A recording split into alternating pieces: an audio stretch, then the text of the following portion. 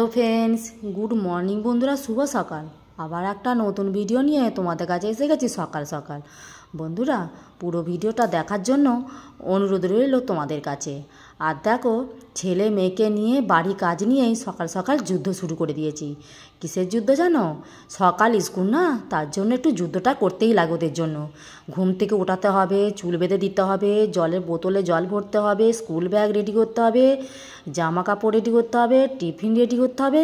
কতই না কাজ ছেলে মেয়েদের পিছনে করতে হয় জানো তো। সকালে বা করতে হয়, যা 10টার সময় বেলাতে স্কুল হলো তখনও বা করতে হয়, কিন্তু ওদের সাথে তো করতেই হবে না, ওদের সাথে টাইম তো দিতেই হবে বলে দেখো আমি এদিকে ওদিকে রেডি করে দিয়ে স্কুল পাঠিয়ে দিয়েছি। পাঠিয়ে দিয়ে এবার আমি সংসারের কাজ নিয়ে যুদ্ধ করতে শুরু করে দিয়েছি। আর দেখো, আমি গ্যাস ওভেনটা সরিয়ে দিলাম, সরিয়ে দিয়ে এবার আমি ঝাড়ু লাগাতে শুরু করেছি। এখন বাড়ির মধ্যে কিছু কাজ হয় না জানো তো, এখন বারবারটা কাজ করে নিচ্ছি। সবে শুরু করেছি ঝাড়ু দেওয়া জানো তো, এবার ঝাড়ুটা এই ধরেছি, কতক্ষণে শেষ করবে এখন দেখো। আর এদিকে দেখো, পিঁপড়ে হয়েছে, প্রচণ্ড পিঁপড়ে হয়েছে জানো তো, ওইগুলোকেও সরিয়ে একটুখানি সব ঝাড়ু লাগিয়ে দিচ্ছি। জানি না কেন যে আমাদের এখানে এত পিঁপড়ে, বুঝতে পারছি না। তোমরা কমেন্টে জানিও তো বন্ধুরা, যে পিঁপড়ে মারার ওষুধ একটা কিছু বলো তো, যে পিঁপড়ে এত হচ্ছে কেন আমাদের বাড়িতে। আর দেখো, আমি এদিকে কথা বলতে বলতে তোমাদের সাথে দেখো পুরোটাই আমি ঝাড়ুটা লাগিয়ে নিয়েছি বারটায়। আর এদিকে দেখো, বাসনও অনেকটা জমা হয়ে গেছিলো, বাসনগুলো মেজে নিচ্ছি।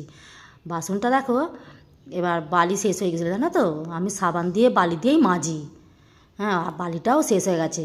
আবার দেখো, বাসন মাজতে মাজতে দেখি বাটিতে বালি নেই, আবার বালিটা আনতে চলে গেলাম। গিয়ে নিয়ে এসে এবার সাবান দিয়ে আর বালি দিয়ে আমি বাসন কটাকে মেজে নিচ্ছি। আমি বালি আর অল্প একটু সাবান, যখন না সাবান শেষ হয়ে যায় তখন আমি সার্ফের সাথেও বালিটা আমার লাগে জানো তো, ওটা দিয়ে আমি বাসনগুলোকে বেশ পরিষ্কার করে ছাড়িয়ে নিই। আর এদিকে দেখো, বাসনগুলোকে আমি মেজে ধুয়ে নিয়েছি, বালতিটাকেও আমি মেজে ধুয়ে নেবো।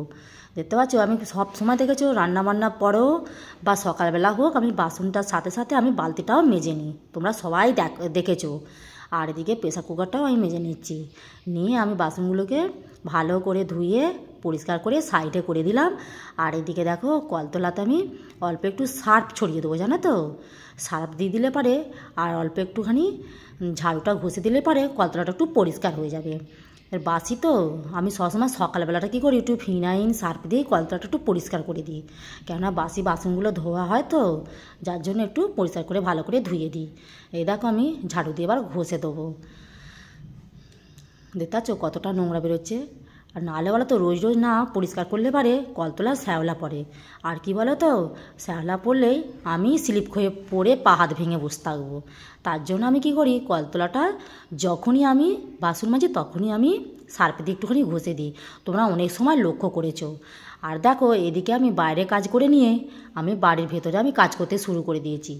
আমি বিছানা তুলতে এসে দেখি যে আমার পাখাটার মধ্যে ভালোই ঝুল পড়েছে। এবার আমি একটা কাপড় ছেঁড়া নিয়ে এসে আমি পাখাটাকে পরিষ্কার করে নিচ্ছি।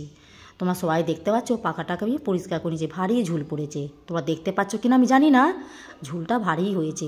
কাপড় ছেঁড়াটা দিয়ে ভালো করে আমি মুছে নিলাম, নিয়ে এবার আমি যেখানে যা কাপড় চুপড় থাকবে ধোয়ার হলে ধুতে পারবো আজকে, কেননা যে মেঘলা মেঘলা করছে জানো তো, মেঘলা মেঘলা করছে। আর এদিকে দেখো, ঘরের ভেতরটা আমি পরিষ্কার করে নিয়েছি। এবার আমি বাইরের দালানের মধ্যে একটা পাখা ছিল, ওটাকেও আমি মুছে নিচ্ছি। ওই একই অবস্থা জানো তো, এটার মধ্যে খুব ঝুল, আর ওর থেকে এইটা একটু উঁচুতে আছে জানো তো, যার জন্য হাতটা পাচ্ছে না আমার।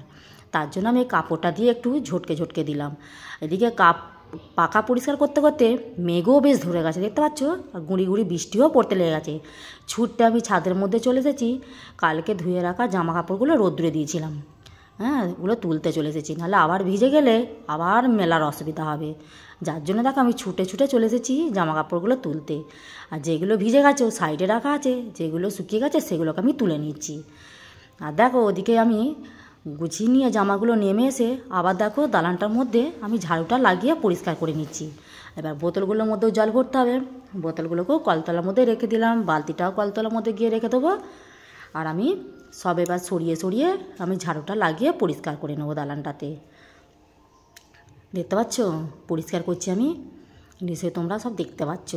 আর আমি জানো বন্ধুরা সবসময় এইভাবে যাই থাকুক না কেন সবসময় সরিয়ে আমি ঝাড়ুটা লাগিয়ে দিই, জানো তো, নাহলে মনে হয় না যে ঝাড়ু লাগিয়েছি। আর দেখো এদিকে ওপর থেকে আসতে না আসতেই বৃষ্টিটা দেখো ঝমঝমি এসে গেল, দেখতে পাচ্ছ। আর এদিকে আর বাইরে ঝাড়ু আর নোংরাগুলো বাইরে না করে এক কোণের মধ্যে জড়ো করে নিয়ে হাতে করে আমি বালতিটার মধ্যে ফেলে দেবো, কেননা বাটা বৃষ্টি হয়েছে তো ওর মধ্যে নোংরাগুলো বেশি করে ধুলোগুলো জড়িয়ে যাবে।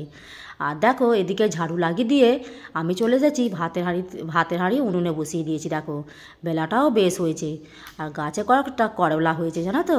ভাবলাম চলো করলাগুলো তুলে নিই, কিছু একটা সবজি বানানো যাবে, কেননা সবজি তার কিছু নাই, তার জন্য করলাগুলাই তুলে নেওয়া হোক। আর বেশ গাছটার মধ্যে জানো করলাগুলো খাওয়ার মতো বেশ একটা একটা করে হয়ে যাচ্ছে, জানো তো, বেশ হয়ে যাচ্ছে খাওয়ার মতো। দেখো আমি সবকটাই তুলে নিয়েছি, এবার যে কটা আছে একদম ছোট ছোট ওগুলো না তুললেও চলে যাবে। আর এদিকে দেখো কড়াটাও আমি গ্যাসের মধ্যে আমি জ্বালিয়ে দিয়েছি, কেন বলো তো মাছ ভাজার জন্য। মাছগুলো আমি কড়ার মধ্যে দিয়ে ভাজা আমি করে নিয়েছি, দেখতে পাচ্ছ। এবার আমি করে নেবো পাঁচফোড়ন দেবো কতগুলো, বেশি না, পাঁচফোড়ন দেবো, ওর মধ্যে এবার দিয়ে দেবো কেটে রাখা আলুগুলোকে। এবার আলুগুলোকে আমি ভালো করে নেড়ে চেড়ে ভেজে নেব। আর আমি ওই দিকেতে চলে যাব শিলনোড়াতে আদা রসুনটা বাটতে। আর আজকে জানো মশলা বেশি দেবো না, জানো তো, ওই টমেটো দিয়ে পেঁয়াজ দিয়ে আদা রসুন দেবো, কিন্তু কম পরিমাণটা কম, জানো তো। কেননা আজকে টমেটোটা বেশি দিচ্ছি কেন, একটু টক টক বাস ভালো লাগবে সেই জন্য একটু দিয়ে দিচ্ছি, জানো তো। আর এদিকে দেখো আদা রসুনটা আমি বেটে নিয়েছি। আর আমার অবস্থা দেখতে পাচ্ছ, যেমনি গরম তেমনি ঘাম দিচ্ছে, হ্যাঁ। আর যেন অসহ্য, মাথা সিঁদুরটাও মুছে গেছে, মুখ মুছে টিপও কোথা পালিয়ে গেছে, এত গরম। আর দেখো তোমার সাথে কথা বলতে বলতে এদিকে আমার আলুগুলোও ভাজা হয়ে গেছে, দেখতে পাচ্ছ, ভেজে নিয়েছি। এবার আমি ওর মধ্যে দিয়ে দেবো কুচিয়ে রাখা পেঁয়াজগুলোকে ওর মধ্যে দিয়ে দেবো। দেখো পেঁয়াজগুলোকে আমি লাল লাল করে আমি ভেজে নেব। তারপরে দিয়ে দেবো, দেখো লাল লাল করে ভাজা গেছে। এবার আমি দিয়ে দেবো টমেটোগুলো বেশ ভাজা হয়ে এসেছে। এবার আমি বেটে রাখা দিয়ে দেবো আদা রসুনটাকে। দেখো আমার আদা রসুনটা বেশ ভালো ভাজা মতো হয়ে আসছে। এবার আমি একটু দিয়ে দেবো নুন।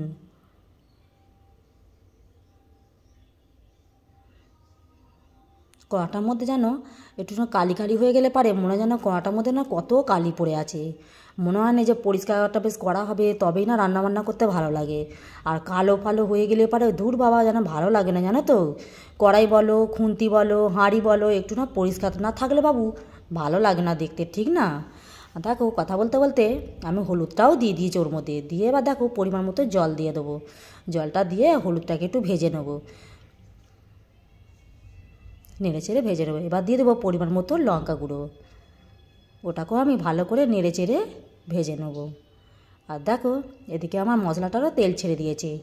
আর দেখো আলু কেটে রাখা আলুগুলো যে নেড়ে নিয়েছিলাম, ভেজে রাখা আলুগুলোকেও আমি ওর মধ্যে দিয়ে নেড়ে চেড়ে ভালো করে ভেজে নেব। দেখো আমার নাড়াচাড়া হয়ে গেছে। এবার আমি পরিমাণ মতো জল দিয়ে দেবো। জল দিয়ে এবার নেড়ে চেড়ে একটা ঢাকন দিয়ে আমি সবজিটাকে ঢেকে দেবো, ততক্ষণে সেদ্ধ হতে থাকুক, বাকি আমি কিছু কাজ সেরে নিই। ঢাকনটা দিয়ে আমি ঢেকে দিলাম। এবার আমি বাকি কিছু কাজ তাহলে করে নেব। বাকি কাজ করে নিয়ে এসে গেছি, আমার বেশ আলুগুলো সেদ্ধ হয়ে গেছে। এবার ভেজে রাখা মাছগুলোকে ওর মধ্যে দিয়ে দিলাম। দেখবো যে হ্যাঁ তরকারিটা আমার ফুটে গেছে, জানবো আমার পাতলা মাছের ঝোল, আলু দিয়ে মাছ দিয়ে হালকা পাতলা ঝোল, দেখতে পাচ্ছ। আজকে আমার রান্নাবান্না কমপ্লিট। আজকে বিশেষ কিছু রান্নাবান্না করি না, জানো তো। যেমনি গরম পড়েছে আর পেরে উঠতেও পারছি না, জানো তো। ওই যেমনি তেমনি করে একটাই সবজি আর ভাত হয়েছে, আর কটা পটল ভাজা করেছিলাম। আর এদিকে দেখো কথা বলতে বলতে আমি কাপড়টা নিয়ে গিয়ে গ্যাস ওভেনটাও আমি মুছে দিচ্ছি। শকুর তো ওটাকেও ভালো করে মুছে পরিষ্কার করে নিলাম। ওটা রান্না হয়েছে, সামনেটাও একটু পরিষ্কার করে মুছে নিলাম।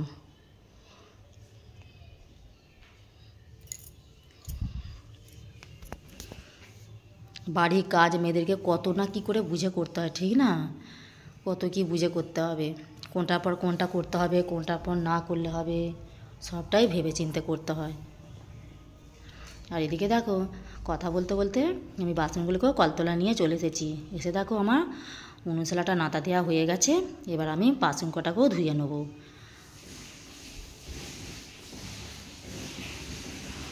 ওটা কাপড়, জানো তো, ওটা গ্যাস মোছার কাপড়।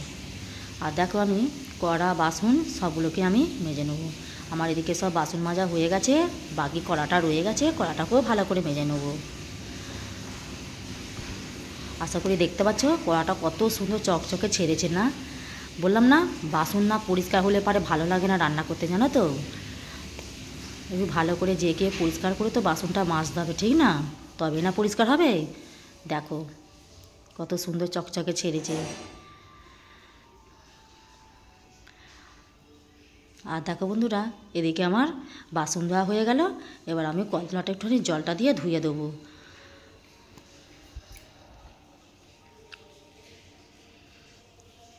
প্রচুর গরম পড়েছে, জানো তো বন্ধুরা, প্রচুর গরম পড়েছে। বৃষ্টি হচ্ছে, তবে কি খুব একটা জোরে হচ্ছে না, জানো তো, অল্প একটু একটু হচ্ছে। আর এদিকে দেখো বাসন ধুয়ে কলতলাটা ধুয়ে আমি স্নান টান করে এসে গেছি খাবার থালায় আজ রান্না কি হয়েছে জানো? ওই যে বললাম, আলু দিয়ে মাছ দিয়ে পাতলা একটা ঝোল, আর হয়েছে পটল ভাজা। আজকের মেনু হচ্ছে এটাই। ঠিক আছে, চলো বন্ধুরা, আমার ভিডিওটা তোমরা ভালো লাগলে লাইক, কমেন্ট, শেয়ার আর সাবস্ক্রাইব করতে একদম ভুলবে না।